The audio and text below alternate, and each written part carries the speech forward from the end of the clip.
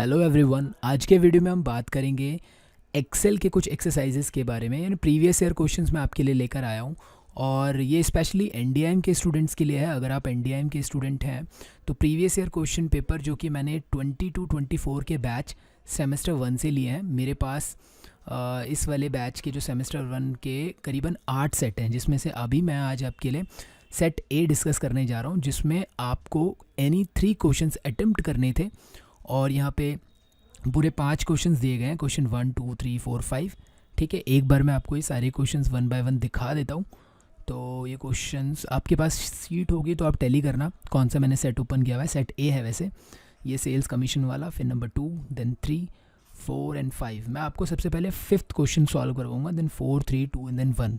ठीक है, back side चलेंगे। तो सबसे पहले आप क्या करेंगे, क्वेश्चन का जो डेटा है उसको एनालिसिस करेंगे, उसको देखेंगे। इग्नोर नहीं करना है, ऐसे नहीं डायरेक्टली आपसे जो मांगा है आंसर देने लग गए, फॉर्मूला लगाने लग गए, नहीं। सबसे पहले थोड़ा सा ओवरव्यू लो, डेटा है क्या। तो डेटा बहुत सिंपल है, कस्टमर पेंडिंग बिल डिटेल्स दे रखी है। यानी आपने अपने कस्टमर्स को कुछ माल बेचा, गुड्स बेचा, और जो भी उनकी बिलिंग हुई है उसमें से कुछ अमाउंट पेंडिंग है जो उनसे अभी लेना बाकी है। तो जैसे कि यहाँ पे सीरियल नंबर दिया हुआ है, कस्टमर 1 2 अगेन 1, ऐसे करके। तो जैसे कस्टमर 1 को 31 को आपने कुछ माल बेचा था जिसका बिल नंबर यह है और बिलिंग अमाउंट है 2 लाख की, और पूरा का पूरा अमाउंट अभी पेंडिंग है जिसके 25 डेज़ ओवर ड्यू हो चुके हैं। ठीक है, जो भी उनकी ड्यू डेट रही होगी उससे ज़्यादा 25 डेज़ निकल चुके हैं। सेम नंबर 2 पे आपको दिखा रहा है, कस्टमर 2 को आपने माल बेचा था 84 का और 42 पेंडिंग है, मतलब बाकी उसने पे भी करा है, जिसको 134 डेज़ बीत चुके हैं, मतलब एक्स्ट्रा हो चुके हैं, ओवर ड्यू हो चुका है जो आपका ड्यू डेट रहा होगा। अब दोबारा से कस्टमर 1 है, उसको दूसरा दोबारा माल बेचा होगा 2800 रुपये का, वो पूरा पूरा पेंडिंग है। इस वाले का आप ध्यान से देखना, मैं बहुत इंपॉर्टेंट बात बोल रहा हूँ। कस्टमर 1 जो है ये वाला, वो ऊपर वाला भी सेम ही है, लेकिन ये वाले बिल की जो अमाउंट पेंडिंग है उसको 112 दिन हो चुके हैं, और ये वाला जो बिल पेंडिंग है उसको 25 ही दिन हुआ है।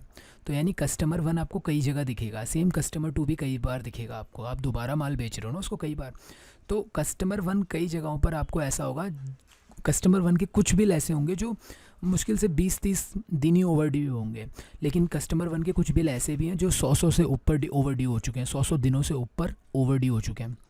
ठीक है, तो ऐसे केस के लिए हम क्या करते हैं, जनरली मैं अकाउंटिंग टर्म्स में बात कर रहा हूँ, हम ना अपने डेटर्स की एजिंग करते हैं। एजिंग में क्या होता है, एजिंग समरी में बताऊँगा। मेरे को मांगा क्या है, पहले तो क्रिएट अ पिवोट टेबल। एक पिवोट टेबल आपको बनानी है इन द न्यू शीट के अंदर, नई शीट लेके pivot table, and give sheet name as aging summary, उसको आपको नाम दे देना है।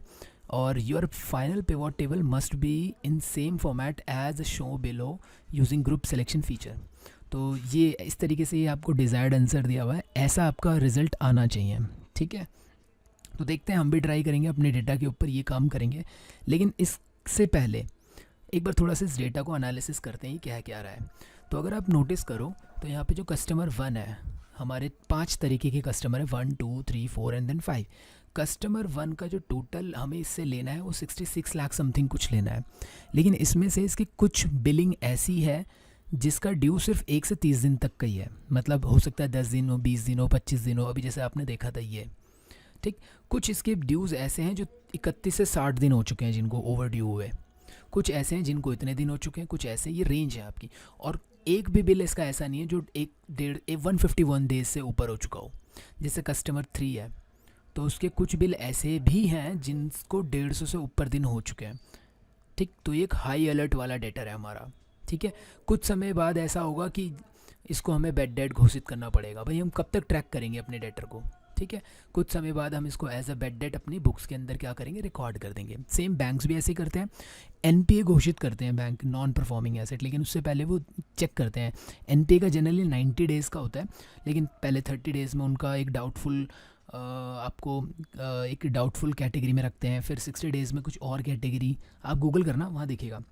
एंड देन जैसे ही 90 डेज़ क्रॉस होता है तो वो आपको एनपीए अनाउंस कर देते हैं अपनी तरफ से। ठीक है, तो फिर एनपीए अनाउंस होने के बाद आप एक डिफ़ॉल्टर टाइप के हो जाते हो।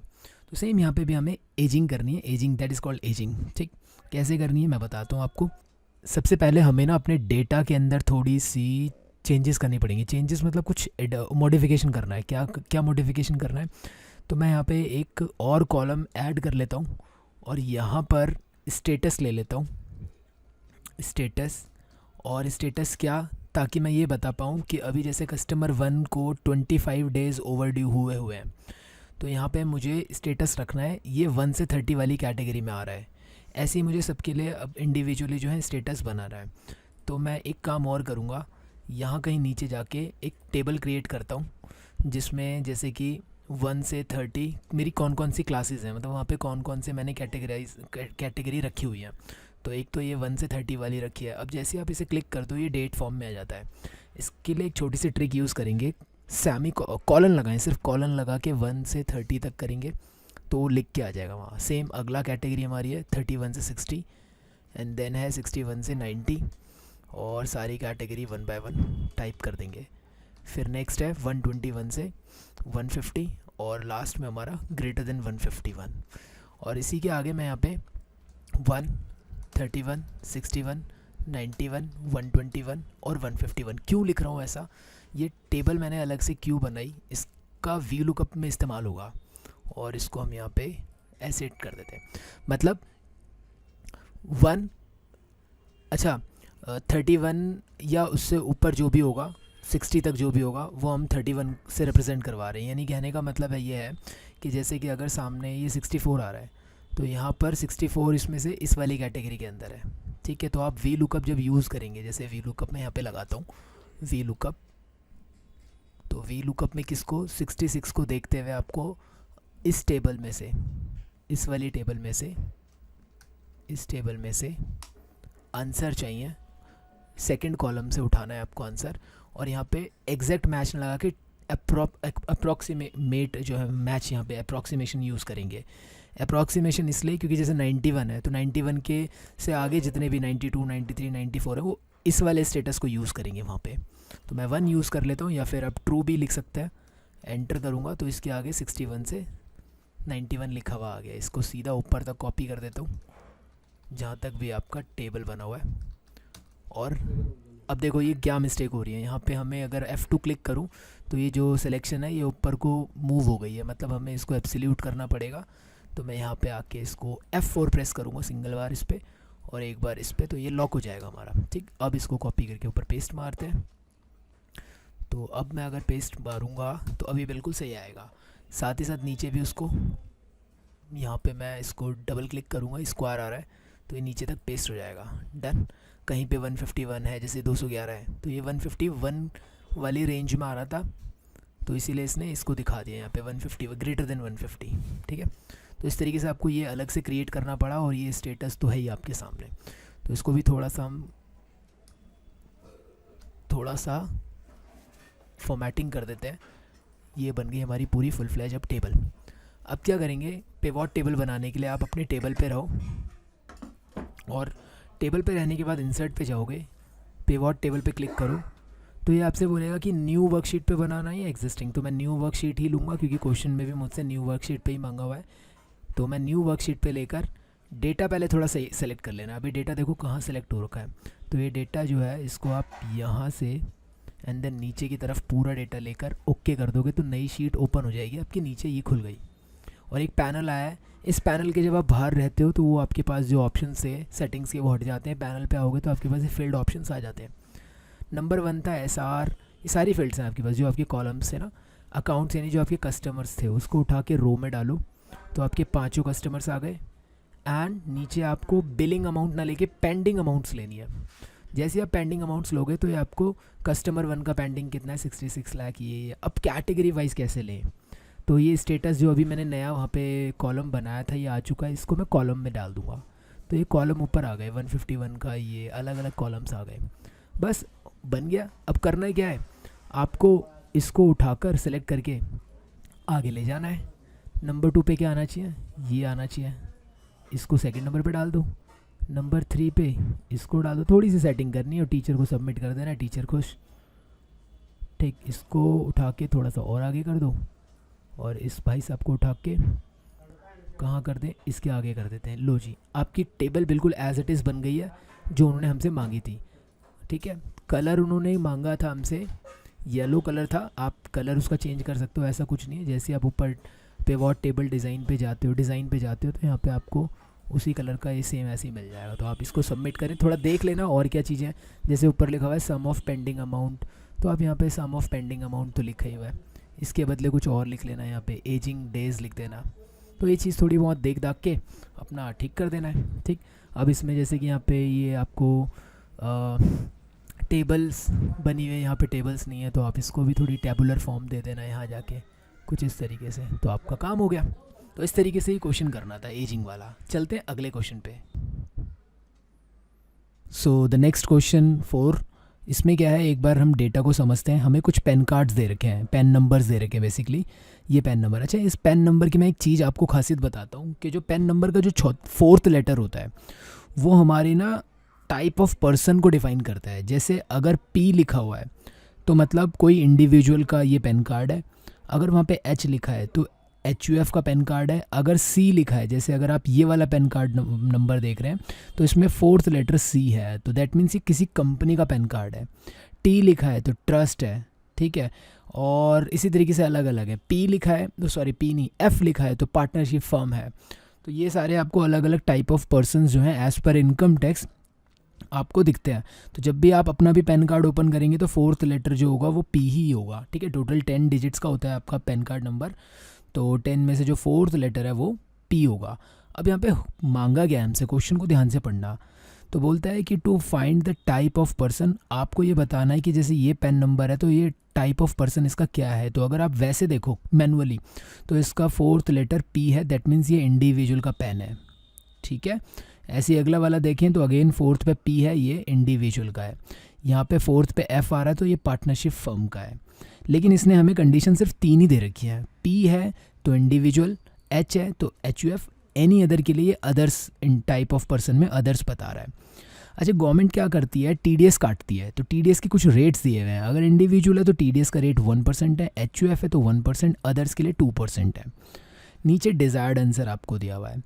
पूछता है, बोलता है क्वेश्चन में कि टू फाइंड करो आप टाइप ऑफ पर्सन और रेट ऑफ TDS। यहाँ पे बताओ कि इस वाले पेन नंबर के लिए कौन सा टाइप ऑफ पर्सन होगा, तो इंडिविजुअल यहाँ पे लिखा हुआ आना चाहिए, ठीक है। और फिर क्या TDS रेट रहेगा, तो TDS रेट 1 रहेगा इंडिविजुअल के लिए। 2 चीज़ें मांगी हैं, और the rate must be formatted as percentage with 2 decimal. तो सिंपल है, ऐसे जैसे 2 डेसिमल में है वैसे ही आपको रिजल्ट यहाँ पे लेकर आना है 2 डेसिमल में, ठीक है। उसका भी हम ध्यान रखेंगे, इसके मार्क्स हैं, ठीक है।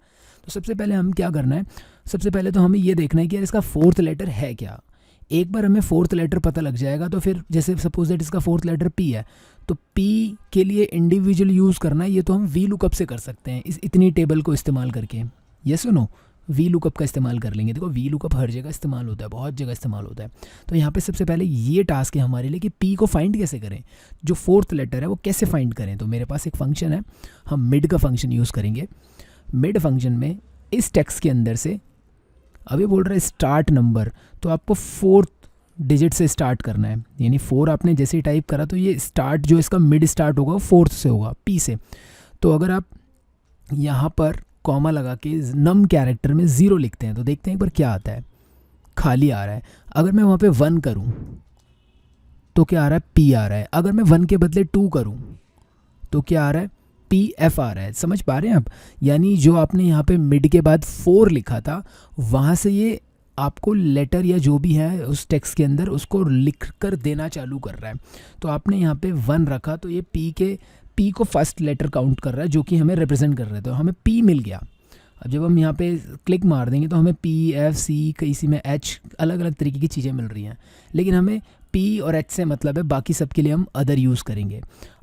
इतना करने से हमें ये तो पता लग गया कि 4th लेटर P है या F है या C है या H है, लेकिन हम इतने से नहीं रुकने वाले, हमें ये बताना है कि टाइप ऑफ पर्सन क्या है। तो हमें यहाँ पे एक इफ़ का फंक्शन इस्तेमाल करके हम ये बता देते हैं कि अगर P आए तो इंडिविजुअल लिख दे, H आए तो HUF लिख दे, उसके अलावा कुछ और आ रहा है तो अदर्स लिख दे। जैसे C है, यहाँ पे अदर्स लिखा हुआ आना चाहिए, ठीक। तो अब 2 रास्ते हैं, या तो आप एक कॉलम और क्रिएट कर लो और इसको पड़े रहने दो यहाँ पे, या फिर एक काम करो कि भाई फंक्शन के अंदर फंक्शन इस्तेमाल कर लो। जैसे कि इस मिड के फंक्शन को आप कॉपी करके रख लो, बाकी सारा डिलीट मार दो, सीधा सीधा फंक्शन लगाते हैं इफ़ का। अगर लॉजिक टेस्ट वो जो हमने मिड से निकाला था, तो अगर यहाँ पर ये जो मिड से जो भी आया रिज़ल्ट, ये अगर P है, ये अगर P है और बड़ा वाला पी, पहली बात तो बड़ा वाला पी है, तो ऐसे केस में यहाँ पर लिखा आना चाहिए इंडिविजुअल, और तो मैं यहाँ पे इंडिविजुअल लिख देता हूँ, इंडिविजुअल, इंडिविजुअल लिखा आना चाहिए, ऐसा आप इन्वर्टेड कोटेशन में दोगे। फिर दोबारा से आपको एक और फंक्शन यूज़ करना पड़ेगा, क्योंकि 3 कंडीशन है तो 2 फंक्शन, 2 इफ़ लगेंगे आपके, 4 कंडीशन होती हैं तो आपके 3 इफ़ लगते हैं।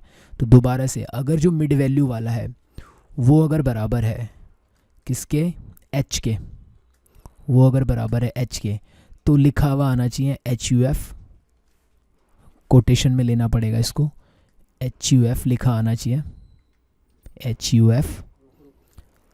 अदरवाइज यहाँ पर लिखा आना चाहिए एनी अदर, सॉरी अदर लिखा आना चाहिए। इस तरीके से मैंने इसको कंडीशन दे दिया, ठीक है। इसको आप थोड़ा समझेंगे, कितनी लगानी है ब्रैकेट, 1 और 2 ब्रैकेट लगेंगे यहाँ पे, ठीक है। तो अगर आपका जो ये फंक्शन से p आता है, ये अगर p के इक्वल्स टू है तो इंडिविजुअल लिखा आ जाए, अगर ये h के इक्वल आ रहा है तो एच यू एफ आ जाए, अदरवाइज अदर्स लिखा आ जाए। तो मैं देखता हूँ इंडिविजुअल आ रहा है लिखा हुआ, और इसको नीचे करते हैं तो कहीं पर इंडिविजुअल, कहीं पे एच यू एफ, कहीं पे अदर्स लिखा आ रहा है। सेम दोबारा यहाँ पर हम TDS रेट निकालते हैं, और वी लुकअप इसके लिए बेस्ट फंक्शन रहेगा। वी लुकअप इसको देखते हुए इस टेबल में से, इतनी टेबल में से, पूरी लेने की ज़रूरत नहीं, इतने से ही काम हो जाएगा, इस टेबल में से इसे साथ साथ लॉक कर लो। आपको सेकंड कॉलम में से डेटा निकालना है, एग्जैक्ट निकालना है और क्लोज। तो इंडिविजुअल के लिए रेट 1 आ रहा है, सेम ऐसी अलग अलग टाइप ऑफ पर्सनस के लिए, जैसे अदर्स के लिए 2 और एच यू एफ के लिए 1।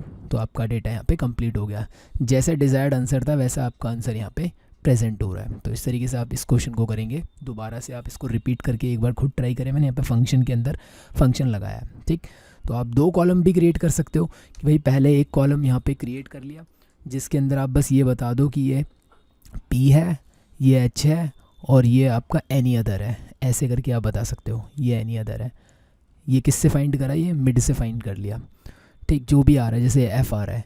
अब इसके करने के बाद आप यहाँ पे वी लुकअप, एक और यहाँ पे वी लुकअप से यहाँ पे फाइंड कर सकते हो कि भाई वी लुकअप तो नहीं लगेगा, सॉरी इफ़ ही लगेगा। तो इफ़ लगाने से क्या होगा कि जो इतना बड़ा आप यहाँ पे कॉपी पेस्ट कर रहे हो, इसके बदले आप सीधा इस सेल को पिक कर लोगे, ऐसे करके C6।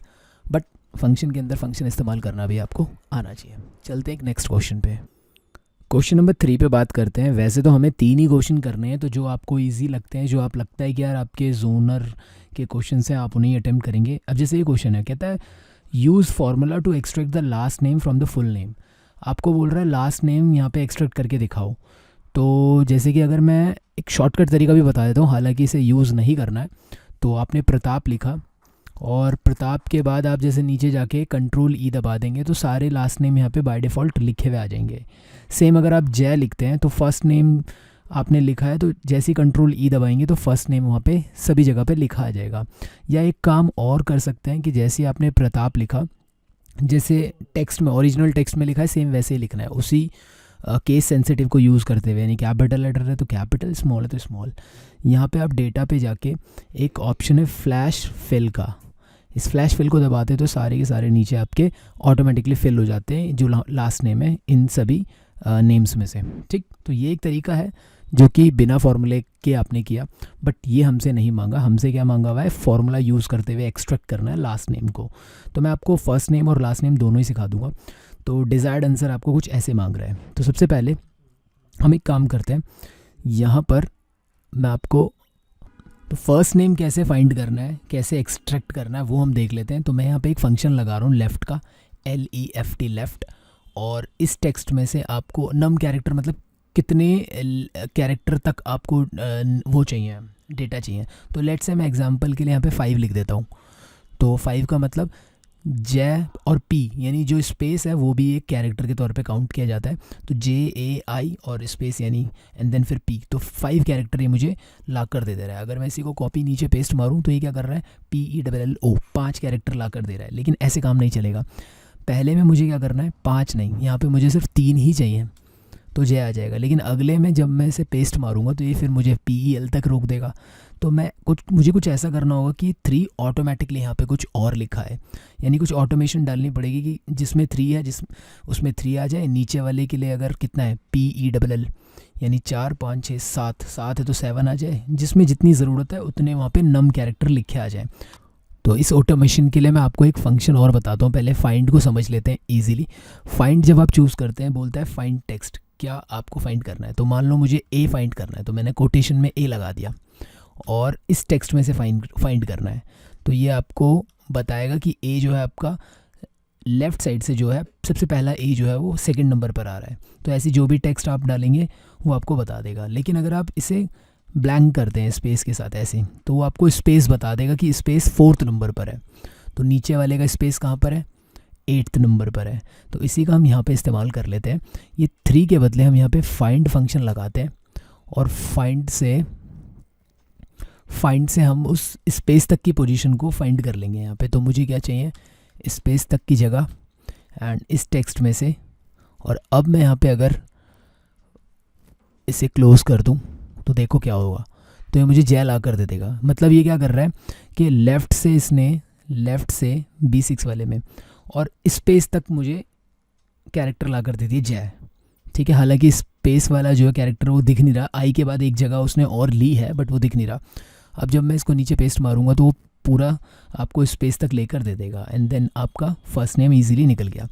लास्ट नेम के लिए क्या करते हैं, राइट फंक्शन इस्तेमाल करो। तो राइट फंक्शन, हम राइट से चीज़ें उठाएंगे और इसमें से हमें, अब जैसे यहाँ पे अगर मैं लेट से 3 ले लेता हूँ अपने आप से, तो ये मुझे राइट से 3 लेटर दे देगा, PAT, प्रताप का PAT। लेकिन मुझे इतना नहीं चाहिए, मुझे क्या चाहिए, पूरा प्रताप चाहिए। तो मुझे बार बार हर नेम के अंदर अपने हाथ से वो नम जो कैरेक्टर है 3, किसी में 10, किसी में 8 होगा, वो टाइप नहीं करना। इसको मुझे ऑटोमेशन में लाना है। इस 3 को मैं कैसे यहाँ पे कुछ चेंज कर सकता हूँ, ऑटोमेट कर सकता हूँ। तो इसके लिए एक काम करते हैं, 3 जैसे फर्स्ट वाले ही क्वेश्चन इसमें बात करूं जय प्रताप में, तो मुझे यहाँ पे कितने, इसे काउंट करते हैं, PA यानी 3 और 3 6। तो अगर 6 लिखता हूँ तो मैं प्रताप आ जाता है। ठीक है, अब 6 का मतलब क्या है, अगर आप टोटल काउंट करो जय प्रताप में 10 कैरेक्टर हैं इंक्लूडिंग स्पेस। 10 में से अगर मैं 4 हटा दूँ शुरू के, क्योंकि 4 फाइंड करना ईजी है, 4 को पता करना कैसे, फाइंड के फंक्शन से। अभी आपने देखा था फाइंड का फंक्शन से 4 निकल रहा था। अगर आप स्पेस तक काउंट कर लो, 4 निकालना इजी है फाइंड के फंक्शन से। ठीक है, फाइंड के फंक्शन से 4 निकालना इजी है। अब एक फंक्शन है लेंथ का, LEN, लेन से क्या होगा, एक बार दिखा देता हूँ मैं। लेन से क्या होगा, लेन फंक्शन से आप इस कैरेक्टर में टोटल कितने कैरेक्टर है, 10 कैरेक्टर है। तो जैसे ही हम 10 में से 4 घटाएंगे तो हमारे पास 6 बचेगा और हमें यहाँ पे 6 ही चाहिए, लेकिन तरीके से चाहिए। तो अब देखें 10 के लिए हम क्या करेंगे, लेंथ ले लेते हैं। लेंथ किसकी, इस वाले टेक्स्ट की। इसको ब्रैकेट तो बंद है, इसके बाहर आते हैं, इसमें से माइनस कर देते हैं। और फाइंड वाला फंक्शन, फाइंड ही करेगा आपके लेफ़्ट साइड से फाइंड करता है स्पेस की जगह तक। ठीक है, इस टेक्स्ट में स्पेस की जगह तक 4 इसका आंसर आना चाहिए, वो माइनस कर देगा लेंथ में से। तो आपका बनेगा प्रताप और इसको आप यूज़ करके अपना पूरा आंसर निकाल सकते हैं। तो इसी तरीके से आप कैरेक्टर जो है, मतलब जो आपका टाइटल है, सर नेम है, वो आप फाइंड एक्सट्रैक्ट कर सकते हैं इजीली, लास्ट नेम जिसे बोलते हैं। ठीक, चलते हैं नेक्स्ट क्वेश्चन में, ज़्यादा बड़ी वीडियो मुझे नहीं करनी है। बात करते हैं क्वेश्चन नंबर 2 की। डेटा देख लेते हैं क्या है। सबसे पहले कुछ स्टूडेंट्स आपको दिए गए हैं और कुछ 4 यहाँ पे सब्जेक्ट्स रखे हुए हैं और उन सभी के नंबर्स यहाँ पे रखे हैं। जैसे विवेक का एग्जांपल लें तो विवेक के FR में 20 मार्क्स हैं, SFM में 32, DT में 43, IDT में 61। IDT बेसिकली क्या है, सब्जेक्ट का नाम क्या है हमें जानने की ज़रूरत नहीं है, हालांकि ये इनडायरेक्ट टैक्स है। डायरेक्ट टैक्स ये होगा आपका स्ट्रेटजिक फाइनेंशियल मैनेजमेंट और FR फाइनेंशियल रिपोर्टिंग है मेरे ख्याल से। ठीक है, तो ये कुछ आपको नंबर्स दिए हैं सभी बच्चों के। आपको यहाँ पे आंसर क्या करना है, यहाँ पे नाम डालो, सब्जेक्ट डालो और मार्क्स आ जाए। अच्छा, बोल रहा है क्रिएट करो a drop down list of name and subject. तो सबसे पहले नेम और सब्जेक्ट की एक ड्रॉप डाउन लिस्ट आपको क्रिएट करनी आनी चाहिए। तो नेम यहाँ पे मैंने अपना सेल एक्टिव किया, डेटा पे गया और ये डेटा वैलिडेशन आपको मिल जाएगा। और यहाँ पे लिस्ट चूज़ करो और अपनी ये वाली लिस्ट का पूरा एड्रेस यहाँ पे दे दो एंड देन ओके। तो आपके पास एक ड्रॉप डाउन आ गई। अब जय चूज़ करो, यहाँ से अमित चूज़ करो। सेम सब्जेक्ट के लिए भी हम ड्रॉप डाउन बनाएंगे, डेटा वैलिडेशन, लिस्ट चूज़ करेंगे और सोर्स यहाँ पे इसको ये वाला एड्रेस दे देंगे एंड देन ओके। तो यहाँ पे भी आपके पास एक ड्रॉप डाउन आ गई। तो आपको हाथ से टाइप करने की ज़रूरत नहीं पड़ेगी, क्योंकि हाथ से टाइप करने से क्या होता है, कई बार स्पेलिंग गलत हो जाती है, कई बार केस सेंसिटिव की भी प्रॉब्लम आती है, आपने स्मॉल लेटर में लिख दिया तो रीड नहीं कर पाता। ठीक है, तो हमने ड्रॉप डाउन बना दी इसी चीज़ के लिए। अब हम मार्क्स लाना चाहते हैं ऑटोमेटिकली यहाँ पर कि भाई अमित के, अगर मुझे सपोज दैट SFM के मार्क्स जानने, तो यहाँ पे मार्क्स पिक इस डेटा में से पिक होके आ जाए, क्योंकि ऐसे में ढूंढने में मुझे दिक्कत लग रही है, टाइम लगेगा। अमित के SFM में 94 मार्क्स आए हुए हैं, ये रिज़ल्ट मुझे यहाँ पे चाहिए, तो मैं क्या करूँगा। तो आपको ना क्वेश्चन में बोला भी था कि इन दोनों को ड्रॉप डाउन से करना है और यहाँ पे आपको ऊपर मार्क्स फाइंड आउट करना है। ठीक है, इनकी मदद से आपको यहाँ पे कुछ फंक्शन लगाना है जिससे आपको मार्क्स पता लगे। तो क्या कर सकते हैं हम, तो थोड़ा सा दिमाग लगाते हैं। डायरेक्टली तो मेरे को भी याद नहीं है एग्जैक्टली, मैं भी आप ही के सामने करने जा रहा हूँ। तो मैं एक काम करता हूँ कि आपको वी लुकअप का फंक्शन लगा के देखते हैं, एक बार ट्राई कर रहे हैं, नहीं होगा तो कुछ और ट्राई करेंगे। वी लुकअप, मुझे अमित को देखते हुए इस डेटा में से, इस पूरे डेटा में से अमित को देखते हुए इस डेटा में से कॉमा, अब कॉलम, आपको कौन से कॉलम का डेटा चाहिए, FR का, SFM का, DT का या IDT का, कॉलम की पोजीशन पता करनी है आपको। तो अब सपोज दैट मैं हाथ से लिख देता हूँ कॉलम नंबर 1 2 3, 3 माने SFM, 3 माने SFM, और यहाँ पे एग्जैक्ट मैच लगाता हूँ। 3 लिखा है याद रखना मैंने, एंटर मारता हूँ तो मुझे 94 मार्क्स दे देगा ये। तो अमित के SFM में 94 है, लेकिन SFM इसके होने या ना होने से कोई फ़र्क नहीं पड़ रहा, यानी यहाँ पे अगर मैं कुछ और भी रखता हूँ तो उसमें कोई इम्पैक्ट नहीं आ रहा, तो उस इम्पैक्ट को मुझे डालना है अभी वहाँ पे। तो 94 जो आया वो मैंने मैनुअली 3 लिखा था इसलिए आया, अब इसे मुझे ऑटोमेट करना है, तो मुझे इस 3 को हटा के यहाँ पे फंक्शन दूसरा डालना पड़ेगा, एक ऐसा फंक्शन जो मुझे पोजीशन बता दे कॉलम्स की या रो की। तो वो फंक्शन है आपका मैच का। अब मैं एक बार मैच का फंक्शन आपको बाहर लगा के दिखाता हूँ। लुकअप वैल्यू, सपोज दैट आप यहाँ पे इसको IDT को देखते हुए, जो भी हो कहीं पे भी आप लुकअप वैल्यू रख सकते हो, ज़रूरी नहीं है। अब मान लो सपोज दैट आपने यहाँ पे रख दिया इसके जस्ट ऊपर, तो आप यहाँ पे जो भी लिखो उसके देखते हुए आंसर देगा। तो ये मेरा लिखा हुआ है तो मैं इसी को चूज़ कर लेता हूँ। IDT को देखते हुए इसमें से, या फिर अगर आप पूरा ऐसे ले रहे हो इसमें से, ठीक है, वो पोजीशन बता देगा आपको IDT की। देखो क्या है, वैसे IDT की पोजीशन क्या है इस पूरे में से, 1 2 3 4th नंबर पे है, तो क्या आ रहा है 5 आ रहा है। 5 क्यों आ रहा है, IDT 5 पे है, सॉरी वो DT था, IDT 5 नंबर पे आ रहा है इस पे। ठीक है, दोबारा से देख लेते हैं, एक बार इसको एडिट कर लेता हूँ। तो ये मैंने सिलेक्शन की थी इस तरीके से, 5th नंबर पे IDT है। अब अगर IDT को मैं यहाँ पे चेंज करूँगा, एक बार देखते हैं, IDT को मैं SFM करूँगा तो ये 3rd पोजीशन बताएगा, 1 2 3rd नंबर पे। तो बस ये ऑटोमेशन जो है मुझे इसके अंदर लानी है, ताकि मुझे हाथ से टाइप ना करना पड़े।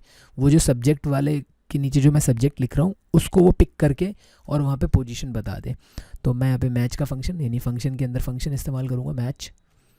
तो लुकअप वैल्यू मेरी, ये जो सब्जेक्ट था, देखो मैंने पहले बाहर क्लिक किया, क्योंकि मैं इसके ऊपर क्लिक करता तो ये मेरे फंक्शन में क्लिक हो रहा था, तो पहले बाहर क्लिक करके उसके ऊपर थोड़ा अपना एडजस्टमेंट करेंगे, and then comma, lookup array मेरा ये रहेगा, this is my lookup array. ये आप इसे भी कर सकते हो, कोई ज़बरदस्ती नहीं, ज़रूरी नहीं है कि आप पूरा करो, मैं ऐसे ही ले रहा हूँ, टेबल का पार्ट इसलिए ले रहा हूँ।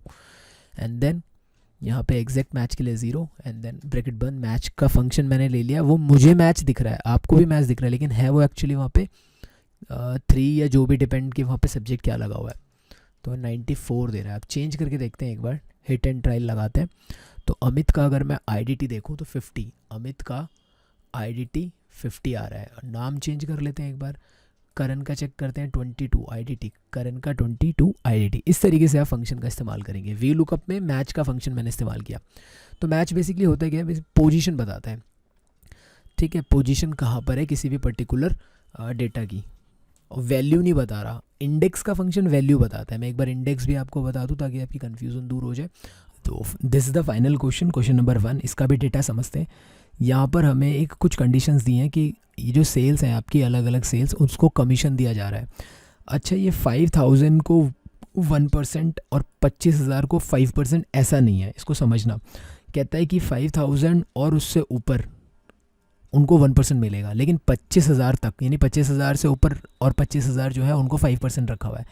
1 लाख या उससे ऊपर की आपने सेल करी है तो आपको कमीशन 13% का मिलेगा।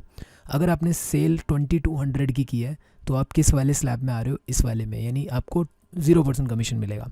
तो 5000 और मोर यानी अप टू 25 तो 1% है, 25 और मोर अप टू 45 तो 5% है। इस तरीके से इसको रीड करना है आपको। सेम यहाँ पे आपको बताना है 5000 की कमीशन क्या बनेगी। अब जैसे 5000 किस में, 5000 में 1% लगेगा तो इसका 1% आता है 50 रुपीज़। यहाँ पे आंसर भी दे रखा है आपको डिज़ायर, तो 50 ही आ रहा है। तो वो बता रहा है फंक्शन का इस्तेमाल करके आपको यहाँ रिजल्ट लाना है और सिंबल भी लगाना है रुपीज़ का। तो सिंबल हम लगा लेंगे, उसकी कोई टेंशन नहीं है, वो बात का पार्ट रहेगा। जैसे 29480 है तो 29480 पर कौन सा रेट एप्लीकेबल होगा, तो ये वाला 5% का।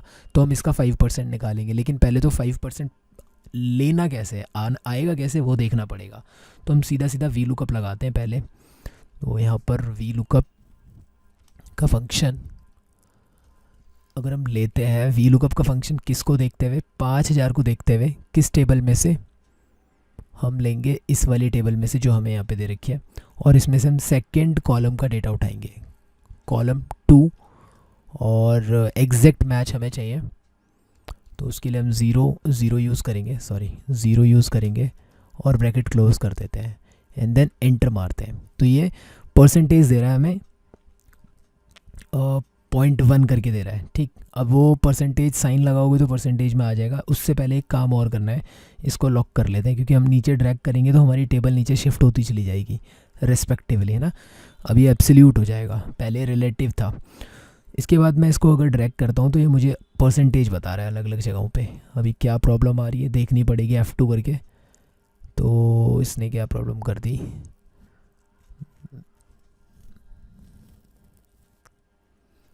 हाँ मिस्टेक ये हो गई कि एग्जैक्ट मैच मैंने वहाँ पे यूज़ कर दिया, जबकि मुझे वहाँ पे अप्रॉक्सीमेशन चाहिए था। क्यों? क्योंकि भाई 29400 का तो एग्जैक्ट मैच आपको मिलेगा नहीं ना। 29480 जो वैल्यू है वो तो 25000 के इर्द गिर्द है, तो आप वहाँ पे अप्रॉक्सीमेशन यूज़ करें, यानी 1 आप लिख सकते हैं अप्रॉक्सीमेशन के लिए। तब आप इसको कॉपी पेस्ट करेंगे तो आपको ये रिज़ल्ट देगा अलग अलग परसेंटेज, जैसे कि 1,05,200 में ही 13% दे रहा है। लेकिन हमें ये परसेंटेज के रेट्स नहीं चाहिए, हमें वैल्यू चाहिए। तो हम क्या करेंगे, सीधा आगे जाते हैं।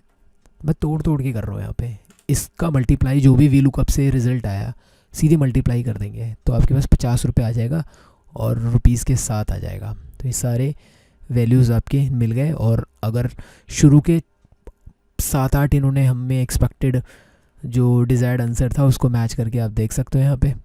तो ये यहाँ तक का बिल्कुल एग्जैक्ट सही आ रहा है, 1670 की सी में 8012। तो इस तरीके से आपको यहाँ पे एग्जैक्ट मैच और अप्रॉक्सीमेशन वाला बहुत इम्पॉर्टेंट है, जो कि मैंने क्वेश्चन 5 में भी शायद यूज़ किया था जब मैं यहाँ पे ये वाले इसको लेकर आया था। यहाँ पे भी मैंने वी लुकअप लगाया था। अब क्योंकि यहाँ पे मेरी स्लैब्स थी तो अब 32 अगर किसी का ओवरड्यू 38 हो गया तो वो इसके अंदर ही आ रहा था, ठीक है। तो मैंने 31 को यहाँ पे लिया हुआ था, तो इसीलिए मैं यहाँ पे अप्रॉक्सीमेशन यूज़ किया था यहाँ पे भी, अगर आपको याद हो। तो हमारे क्वेश्चन पूरे हो गए 1 2 3 4 5। और भी मैं वीडियो दूसरी set number B C D पे भी ट्राई कर रहा हूँ, टाइम मिलता है तो मैं बनाता हूँ। फिलहाल आप इसको देख के प्रैक्टिस करें।